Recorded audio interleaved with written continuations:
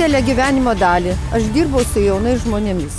O šiuo metu mano darbas yra labai aktyvus ir taip pat remiu jaunus žmonės, kuriems padedu, aiškinu, mokau, parodau savo gyvenimo patirtį. Born in a small village near Vilnius in the 1930s, Aldona Mikulauskienė has witnessed firsthand some of Europe's greatest upheavals. Through it all, she has maintained a strong character and a sense of duty to her fellow citizens. As a qualified accountant, she now heads her own firm in the Lithuanian capital, training and employing young people and helping her clients to succeed during tough financial times.